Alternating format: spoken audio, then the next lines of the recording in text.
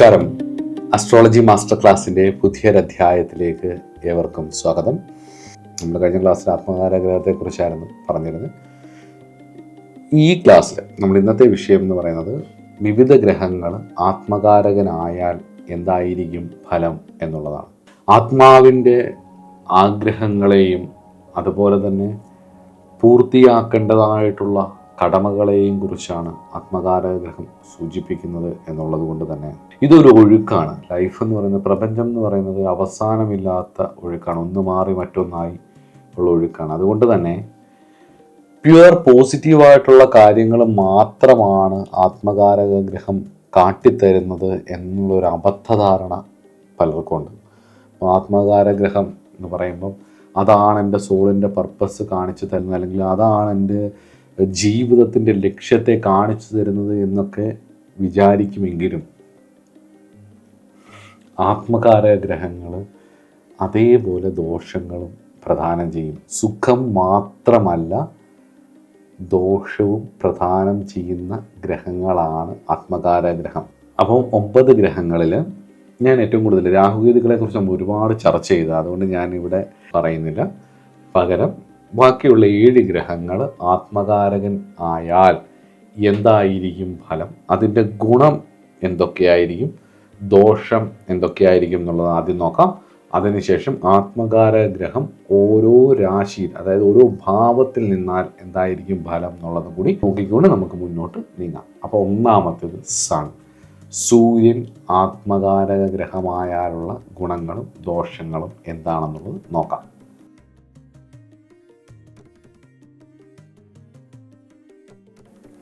സൂര്യൻ ആത്മകാരഗ്രഹമായി കഴിഞ്ഞ് souls primary lessons revolves എന്തുമായിട്ട് ബന്ധപ്പെട്ടിട്ടുള്ളതായിരിക്കും?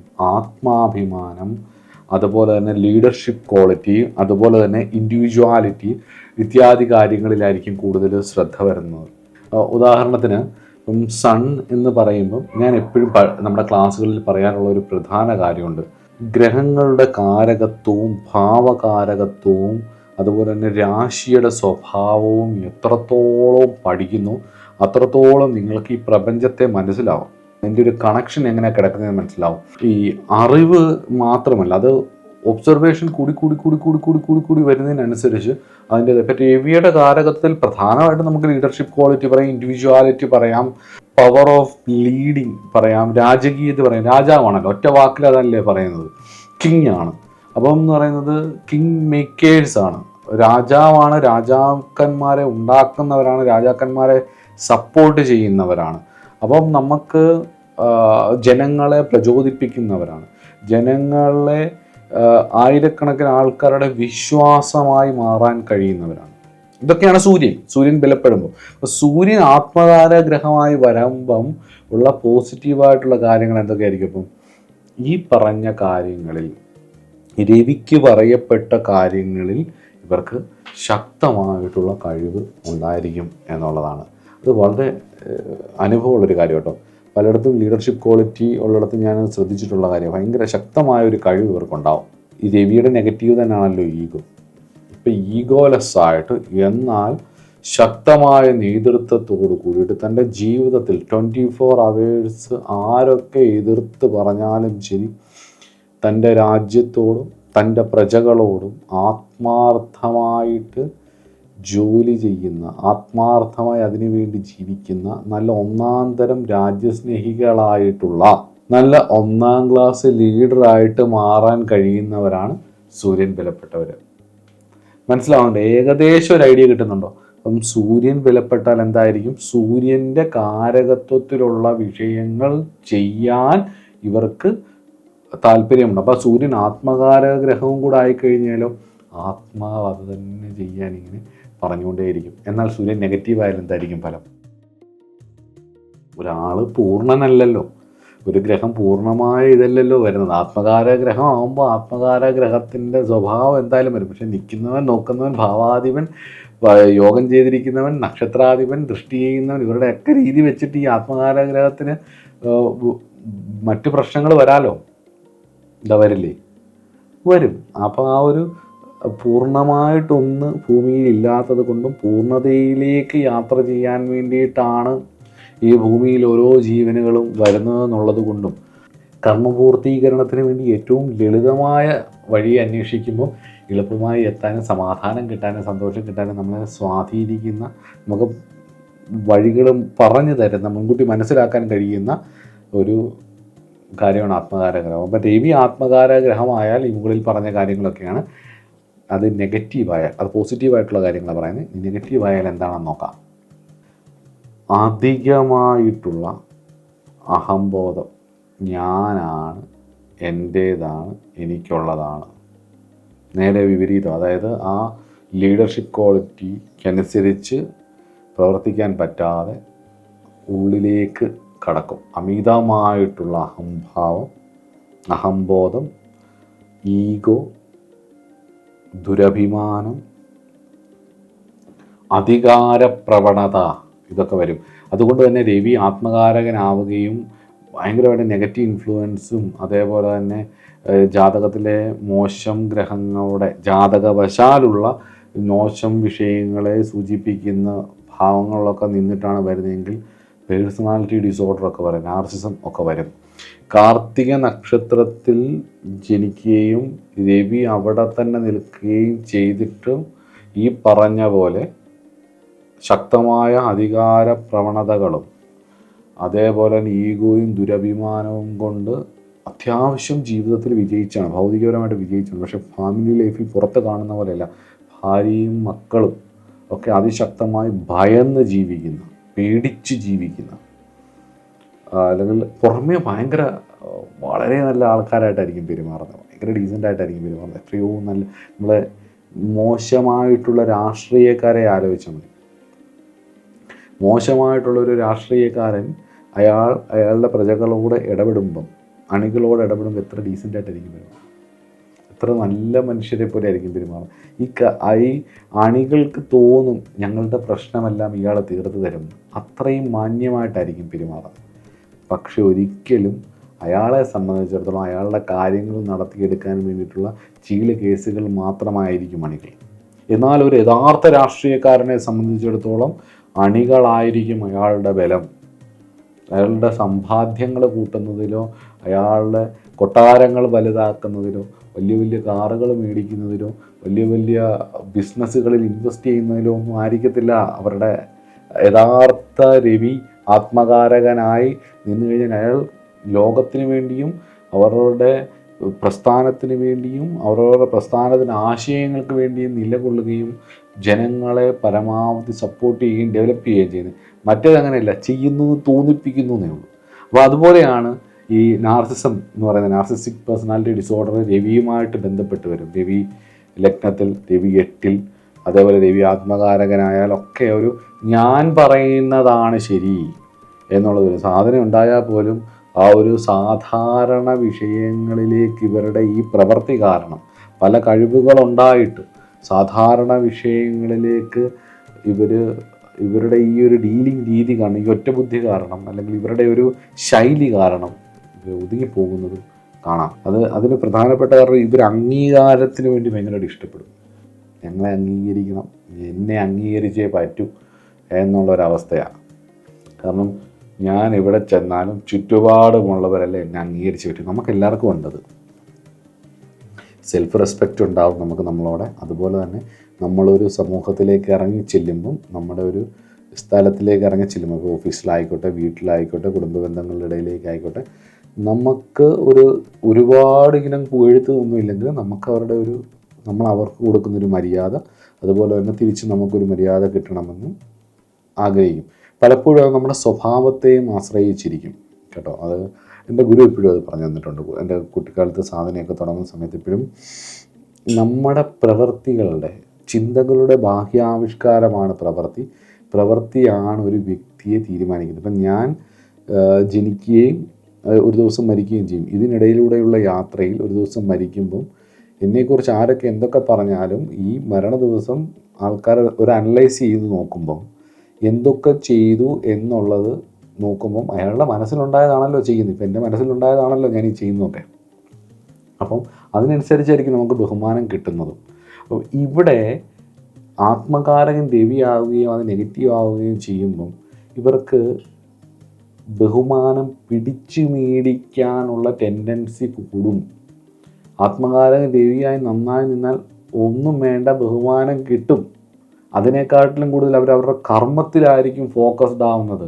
ഇവിടെ എന്ന് പറയുന്നത് തനിക്ക് ബഹുമാനം കിട്ടുമോ എന്നുള്ള ചിന്ത ഇവർക്ക് എപ്പോഴും വെല്ലുവിളി ആയിക്കൊണ്ടിരിക്കും, ടെൻഷൻ ആയിക്കൊണ്ടിരിക്കും. അയ്യോ, എന്നോടുള്ള ബഹുമാനം കുറഞ്ഞോ, അല്ലെങ്കിൽ ഞാൻ ഇവരെ അഴിച്ചു വിട്ട് കഴിഞ്ഞാൽ ഇവരെന്നെക്കാളും മുകളിൽ പോകുമോ എന്നുള്ള ഒരു ഭയം വല്ലാണ്ടുണ്ടാവും. പിന്നെ ഇവരുടെ ഒരു രീതി എന്ന് പറയുന്നത് അധികാരം നിലനിർത്താൻ വേണ്ടി കുടുംബത്തിലാണെങ്കിൽ പോലും വൈഫിൻ്റെ അല്ലെ ഹസ്ബൻഡിൻ്റെ ആണെങ്കിലും തിരിച്ചാണെങ്കിലും സ്വത്തുക്കൾ മൊത്തവും ഇവരുടെ കൈകളിലേക്കാക്കും, അക്കൗണ്ടുകൾ മൊത്തവും ഒരുമിച്ചാക്കാൻ നോക്കും, എല്ലാ വിഷയങ്ങളിലും ഇവരുടെ ഒരു കൈ വരുത്തി ഇവർക്കൊരു ഇൻസെക്യൂരിറ്റി ഉണ്ടാവും.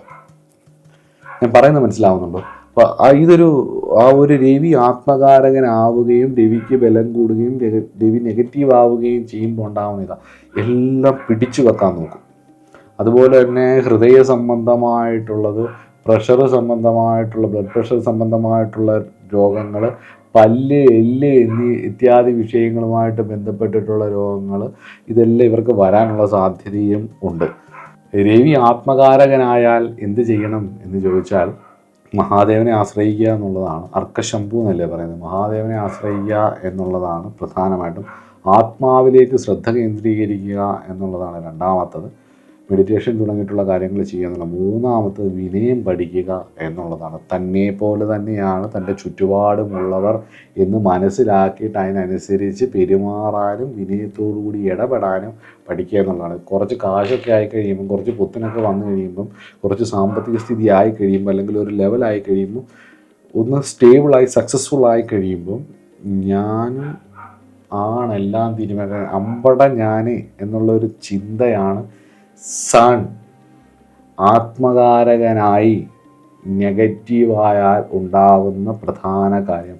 അതിനെ സൈക്കോളജിസ്റ്റുകൾ, പേഴ്സണാലിറ്റി അനാലിസിസ് ചെയ്യുന്നവർ പറയുന്ന, പ്രത്യേകിച്ച് നാർസിസ്റ്റിക് പേഴ്സണാലിറ്റി ഡിസോർഡറിൽ പറയുന്ന ഒരുപാട് ട്രെയ്റ്റ്സുകൾ ഇവർക്ക് ഈ രവി ആത്മകാരകനാവുകയും അത് മോശമാവുകയും ചെയ്താൽ ഇവർ ആ ട്രെയ്റ്റ്സുകൾ നല്ലൊരു ശതമാനം കാണിക്കുന്നതായിട്ടും എൻ്റെ അനുഭവത്തിലുണ്ട്. ഒബ്സർവേഷന് വിട്ടുതരുന്നു. അടുത്ത നമുക്ക് ചന്ദ്രനിലേക്ക് പോവാം. ചന്ദ്രൻ ആത്മകാരഗ്രഹമായാൽ എന്തായിരിക്കും എന്ന് നോക്കാം.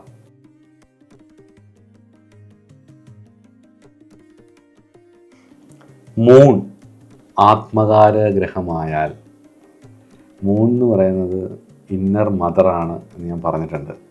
ഒരാളുടെ ആന്തരികമായിട്ടുള്ള മാതൃത്വം. അപ്പം മാതൃത്വം, അമ്മ എന്ന് കേൾക്കുമ്പോൾ നമുക്ക് ആദ്യം ഓർമ്മ വരുന്നത് എന്തായിരിക്കും? ഇമോഷണൽ ആയിട്ടുള്ള കാര്യങ്ങൾ, എംപത്തറ്റിക് ആയിട്ടുള്ള കാര്യങ്ങൾ, അതുപോലെ തന്നെ ഇമോഷണൽ കണക്ഷൻ, കെയറിങ്, സപ്പോർട്ടിങ്, വൈകാരികമായിട്ടുള്ള നമ്മുടെ ഒരുപാട് കാര്യങ്ങൾ, വൈകാരികമായിട്ടുള്ള പക്വതകൾ നേടുന്നതിനുള്ള ശ്രമങ്ങൾ, ഇതെല്ലാം ചന്ദ്രനെ കൊണ്ടാണ് ചിന്തിക്കുന്നത്. ചന്ദ്രൻ ഒരാൾക്ക് ബലപ്പെടുകയാണെങ്കിൽ, ചന്ദ്രൻ ബലപ്പെട്ട് ആത്മകാരകനാവുകയാണെങ്കിൽ ഒരാൾക്ക് ഈ പറഞ്ഞ ഗുണങ്ങളെല്ലാം ഉണ്ടാവും. അതൊക്കെ ചെയ്യാൻ വേണ്ടിയിട്ടും കൂടിയായിരിക്കും. മറ്റുള്ളവരെ സപ്പോർട്ട് ചെയ്യാനും, മറ്റുള്ളവരെ കെയർ ചെയ്യാനും, മറ്റുള്ളവരോട് വളരെ കമ്പാഷനേറ്റായിട്ട് ഇടപെടാനും, മറ്റുള്ളവരോട് കാര്യങ്ങൾ കാണുമ്പോൾ വളരെ എംപത്തറ്റിക്കായിട്ട് അതിനെ ഹാൻഡിൽ ചെയ്യാനും ലീഡ് ചെയ്യാനും ഒക്കെയുള്ളൊരു കഴിവ് ഇവർക്കുള്ളിലുണ്ടാവും. അതുണ്ടാവും, വരികയും ചെയ്യും, അത് ചെയ്യാൻ ശ്രമിക്കുകയും ചെയ്യും. കുടുംബത്തെയും കുടുംബത്തിൽ വേണ്ടപ്പെട്ടവരെയും തന്നോട് ചേർന്ന് നിൽക്കുന്നവരെയും സ്നേഹിക്കാനും പരിപാലിക്കാനും ഒക്കെയുള്ളൊരു ആഗ്രഹവും കഴിവും ഇവർക്കുണ്ടാവും. ഒന്നത്. പിന്നെ എനിക്ക് തോന്നിയിട്ടുള്ളൊരു കാര്യം എന്ന് പറയുന്നത്, പെട്ടെന്ന് കരയും, പെട്ടെന്ന് ചിരിക്കും. നമ്മളെയൊക്കെ നന്നായിട്ട് സ്നേഹിച്ച് നമ്മളെ കെയർ ചെയ്ത് സമാധാനിപ്പിക്കാനൊക്കെയുള്ള കഴിവ്, കേട്ടുകൊണ്ടിരിക്കാനുള്ള കഴിവ്, കാര്യങ്ങൾ കേട്ടുകൊണ്ടിരിക്കാനുള്ളൊരു കഴിവ്, നല്ലൊരു ലിസണറായിരിക്കും. നമ്മൾ അമ്മമാർ കൊച്ചുനാളെ നമ്മൾ പറയുന്ന പരാതികളെല്ലാം കേട്ടുകൊണ്ടിരിക്കാറില്ലേ? അതുപോലെ തന്നെ നല്ലൊരു ലിസണറായിരിക്കും, കേട്ടുകൊണ്ടിരിക്കും.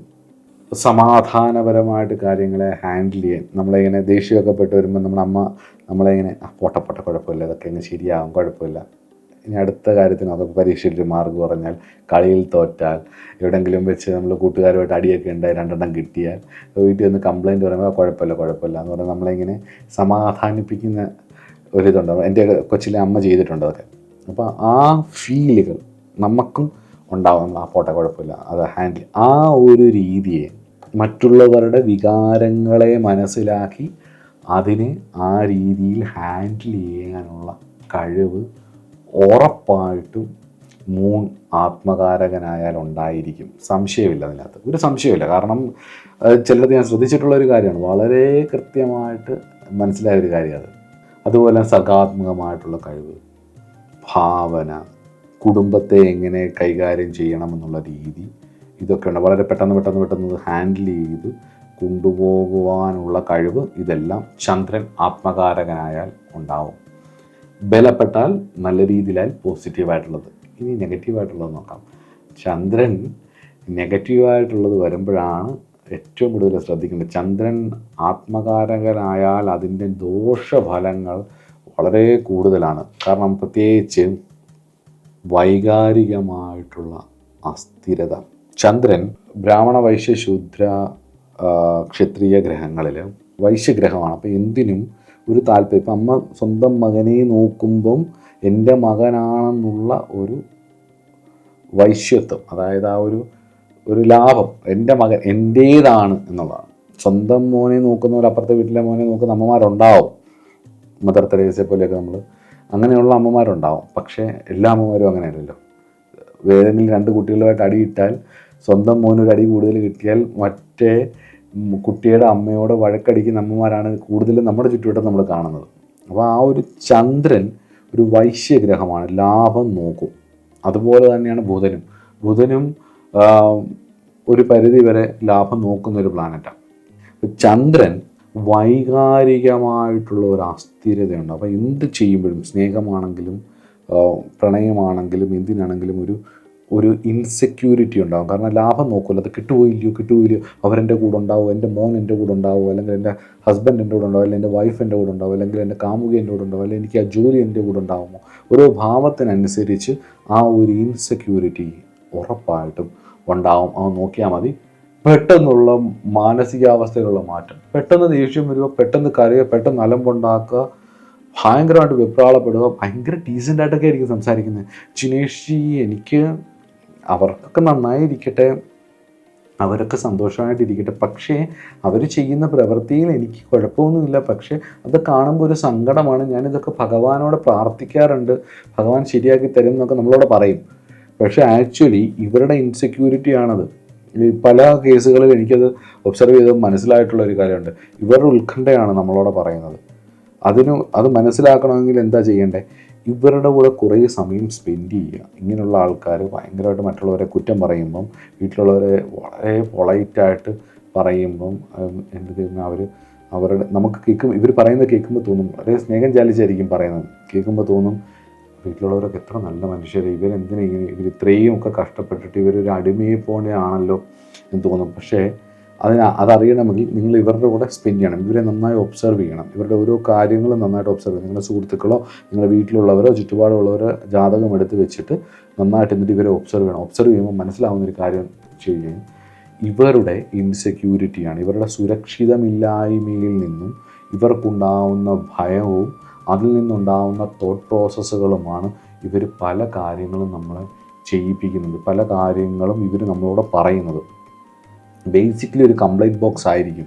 ചന്ദ്രൻ ആത്മകാരകനാവുകയും അത് മോശമായി പോവുകയും ചെയ്തു കഴിഞ്ഞാൽ ഉറപ്പായിട്ടും ധാരാളം കംപ്ലൈൻറ്റുകൾ പറയുന്ന ആളായിരിക്കും, പ്രത്യേകിച്ച് അവരുടെ കൂടെ ചേർന്ന് നിൽക്കുന്ന ആൾക്കാരെ. അതുകൊണ്ട് തന്നെ ഇവർ തങ്ങളുമായി ചേർന്ന് നിൽക്കുന്നവരെ അമിതമായി ആശ്രയിക്കാൻ ശ്രമിക്കുകയും അമിതമായിട്ട് അവരെ ഡിപ്പെൻഡ് ചെയ്യാൻ ശ്രമിക്കുക. അവരുടെ ഷോൾഡറുകൾ റിലയോൺ ചെയ്ത് ഇങ്ങനെ ശ്വാസം മുട്ടിക്കുക എന്നൊക്കെ പറയത്തില്ല, നമ്മളിങ്ങനെ സ്നേഹിച്ച് ശ്വാസം മുട്ടിക്കുക. നമ്മൾ ഈ ചില റീലുകളിലൊക്കെ കാണാം, ഞാൻ നിന്നോട് ഇത്രയും സ്നേഹം കൊണ്ട് അടുത്ത് നീ എന്തോടെ ഇങ്ങനെ പെരുമാറിയെന്ന് പറയും. നമ്മൾ ഇവരുടെ ഈ വർത്തമാനങ്ങൾ കേട്ടോണ്ടിരിക്കുമ്പോൾ തന്നെ നമ്മൾ ചെയ്വട്ടിപ്പോവും.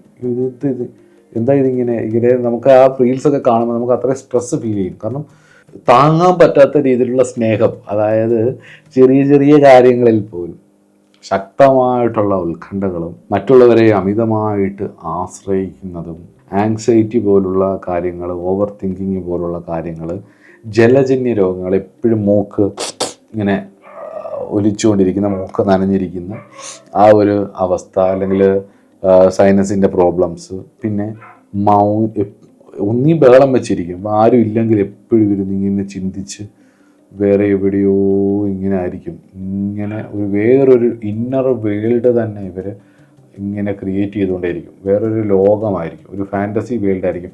രാഹുവിൻ്റെ ഫാൻറ്റസി അല്ല, രാഹുവും ചന്ദ്രനും കൂടെ ബന്ധപ്പെട്ടിട്ട് ഈ ചന്ദ്രൻ ആത്മകാരകനും കൂടെ ആയിക്കഴിഞ്ഞ് കഴിഞ്ഞാൽ പിന്നെ പറയുകയും വേണ്ട. ഹാരി പോട്ടർ പോലുള്ള സിനിമകൾ തോറ്റുപോകും. ആ രീതിയിലായിരിക്കും ഫാൻറ്റസികൾ ഇവർ ക്രിയേറ്റ് ചെയ്യുന്നത്. ആ രീതിയിൽ ചിന്തിച്ച് കൂട്ടും. അപ്പോൾ ഇവരെന്താ ചെയ്യണ്ടേ എന്ന് ചോദിച്ചാൽ, ബലവാനായ ചന്ദ്രനാണെന്നുണ്ടെങ്കിൽ ദുർഗാ ഭഗവതിയെയും, ബലഹീനനായ ചന്ദ്രനാണെന്നുണ്ടെങ്കിൽ ഭദ്രകാളി തുടങ്ങിയിട്ടുള്ള ദേവതകളെയും നന്നായി ആശ്രയിക്കുക. അതാത് ക്ഷേത്രങ്ങളിൽ പോയി തൊഴുക, നന്നായി പ്രാർത്ഥിക്കുക. ദുർഗാ സപ്തശതി ദേവി മഹാത്മ്യത്തിൻ്റെ 11-ാം അധ്യായം അതെല്ലാവർക്കും പറ്റുന്നതാണ്. അതിൽ 11-ാം അധ്യായം നിത്യവും ഇവർ പ്രധാനമായിട്ട് ജപിക്കുക. പിന്നെ സന്തോഷത്തിനായിട്ട് മറ്റുള്ളവരെ ആശ്രയിക്കുന്നതങ്ങ് കുറയ്ക്കുക. അല്ലെ ദുഃഖം മാത്രമേ ഉണ്ടാകത്തുള്ളൂ. ഒരു റിലേഷൻഷിപ്പ് വന്നു, അത് പൊട്ടി, വീണ്ടും അതിൽ നിന്ന് സന്തോഷം വരാൻ വേണ്ടി വേറൊരിടത്തേക്ക് പോയി, അത് പൊട്ടി, അതിൽ നിന്നും പോയി വേറൊരിടത്തേക്ക് പോയി, പൊട്ടി. ട്രോമയിൽ നിന്നും ട്രോമയിലേക്ക് പോകുന്നതല്ലാതെ ഹീൽ ചെയ്ത് പുറത്ത് വരാനൊന്നും കഴിയില്ല. ചിലപ്പോൾ വീട്ടിൽ നിന്ന് വലിയ ബുദ്ധിമുട്ടുകളുണ്ടാവാം, ചൈൽഡ്ഹുഡ് ട്രോമാസ് ധാരാളം ഉണ്ടാവാം. അങ്ങനെ വരാം. നിങ്ങൾ ഡിപ്പെൻഡ് ചെയ്തെടുത്ത്, നിങ്ങൾ റിലേ ഓൺ ചെയ്തെടുത്ത് എന്നൊക്കെ നിങ്ങൾക്ക് വലിയ തിരിച്ചടികൾ വന്നെന്നിരിക്കാം. പക്ഷേ ഇതിന് ആകെയുള്ള ഇത് ആത്മകാരകനാവുമ്പം അതിന് ഇത്രയും നെഗറ്റീവ് ഇൻഫ്ലുവൻസ് കൂടെ വന്നെങ്കിൽ അത് ആ കർമ്മഫല സൂചകമാണെന്ന് മനസ്സിലാക്കുക. നമ്മൾ ഓരോരുത്തരും ആ ഒരു അതിലൂടെ കടന്നു പോകണം എന്നുള്ളത് പ്രകൃതി കാണിച്ചു തരുന്നതാണെന്നും കൂടി ഓർക്കുക. അപ്പോൾ എന്തോ ചെയ്യുക, സന്തോഷത്തിനായിട്ട് മറ്റുള്ളവരെ ആശ്രയിക്കുന്നത്, മറ്റുള്ളവരെ, എൻ്റെ സന്തോഷം, നമ്മുടെ ജീവിതത്തിൻ്റെ റിമോട്ട് കൺട്രോൾ വേറൊരാളുടെ കയ്യിലേക്ക് കൊടുക്കുന്ന അങ്ങോട്ട് നിർത്തുക. ഇതാണ് മെയിൻ. അതൊരു ജീവിത പാഠമായിട്ടെടുക്കുക. ദുർഗാ ഭഗവതിയെ ആശ്രയിക്കുക. രണ്ടാമത്തേത് ഈ പറഞ്ഞ പോലെ എന്താ പറയുക, ഭദ്രകാളിയെ ആശ്രയിക്കുക. ചന്ദ്രൻ ഒരു സ്ത്രൈണ ഗ്രഹമാണ്, സ്ത്രീഗ്രഹം, ഫീമെയിൽ പ്ലാനറ്റാണ്, ക്യൂനാണ്. അപ്പോൾ ഒരു രാജകീയത അവർക്ക് കിട്ടണം എന്ന് അവർ ആഗ്രഹിക്കും. പക്ഷെ ക്യൂനാണ്. അപ്പോൾ അതിൻ്റെ ആ ഒരു ക്വാളിറ്റി, ഒരു മാതാവാണ്. അപ്പോൾ ആ നല്ല ക്വാളിറ്റികൾ നന്നായിട്ട് ഉപയോഗിക്കുകയും മോശ ക്വാളിറ്റികൾ തള്ളിക്കളഞ്ഞ് മുന്നോട്ട് പോകാൻ ശ്രമിക്കുകയും ചെയ്യുക എന്നുള്ളതാണ് ചന്ദ്രൻ ആത്മകാരക ഗ്രഹമായാലുള്ള ഫലം. അപ്പോൾ അടുത്ത വിഷയം ഒരുപാട് ലെങ്തി ആയെന്ന് തോന്നുന്നു. നമുക്ക് മാഴ്സ് ആത്മകാരകനായാലുള്ള ഫലം എന്താണെന്നുള്ളത്, നമുക്ക് ഗുണവും ദോഷവും ഒക്കെ നമുക്ക് അടുത്ത ക്ലാസ്സിൽ നോക്കാം. അടുത്ത ക്ലാസ്സിൽ കാണാം. നമസ്കാരം.